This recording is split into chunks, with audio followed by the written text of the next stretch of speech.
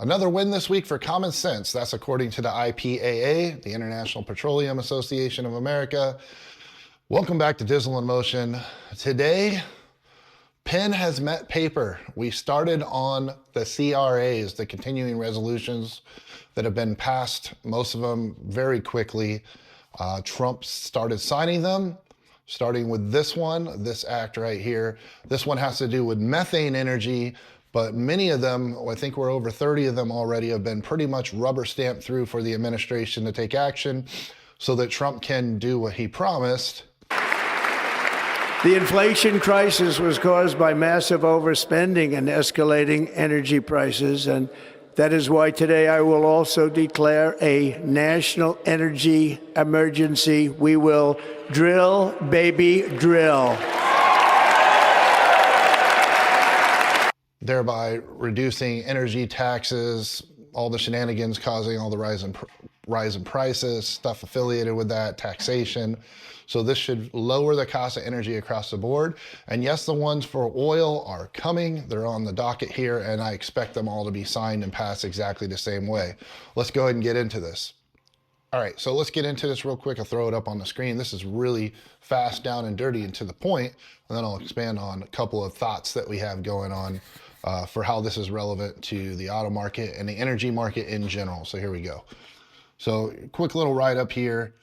This is from the IPAA itself, the International Petroleum Association of America. The IPAA appreciates quick action by President on Hoven and Plugler legislation, probably murdering their names, but sorry.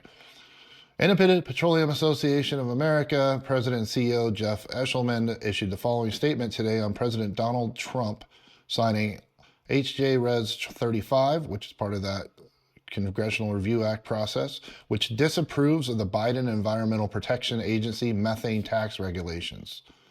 Quote, in another win this week for common sense, President Trump and his administration have taken action to nullify the regulations of the Biden administration established to implement the misguided methane tax on oil and natural gas producers. On Wednesday, the EPA announced that the agency is reconsidering its subpart Quadruple Zero B and Quadruple Zero C regulations and its subpart with Greenhouse Gas Reporting Program rules. The reconsideration provides a pathway for making these regulations more cost-effective and well-structured.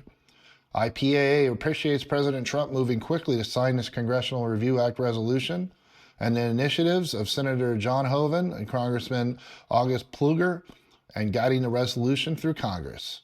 IPAA and our members remain committed to working with the EPA to find a regulatory pathway designed for the sources it regulates, while encouraging continued progress forward toward reducing emissions. Big new oil and natural gas wells and low-producing older wells have differing emission profiles. Our members are making constant improvements to the technology being used to reduce, measure, and report on emissions.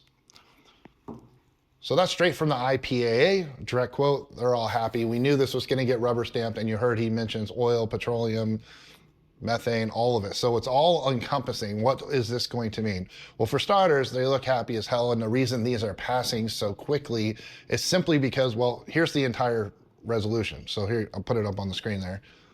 So there you go. Joint Resolution 35, it'll fit on a single sheet of paper. So I think all laws, provisions, and whatnot should fit on a single piece of paper. Wouldn't that be great if it was just like 10 bullet points for everything we do and not this conundrum of 1,000-page bills?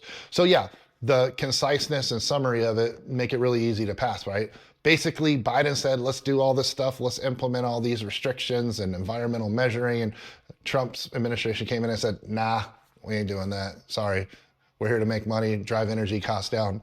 So the net result is going to be methane gas prices come down, manufacturing, mobility of it, transport of it. Same thing's going to happen with petroleum. What's petroleum? Oil. What's oil? Fuel. So hopefully, between this and the other actions that the EPA are taking, we should see a reduction in gas prices and energy costs overall come down, even electricity third hand later on. But it's probably going to take a number of months. Again, we're gearing up in the summer, so don't look for the gas costs to just drop like a rock, because usually they go up during the summer. But I would imagine at the end of this summer, going into fall, we should see substantially lower fuel prices, lower energy prices, especially at the end of 25 going into 2026. I'm excited. I want to see more of these signed, and I like it when they just bust them out. Just bust them out, especially if it's bipartisan or they pencil whip them or whatever you want to call it. It's a good thing to see. What do you guys think? Let me know in the comments. You freaking stoked? You ready to see the prices come down? Let's come down on eggs, come down on other things. Let's freaking go. Anyways, thanks for tuning into the video. Stay tuned for the next one, and catch you on the next time. Later.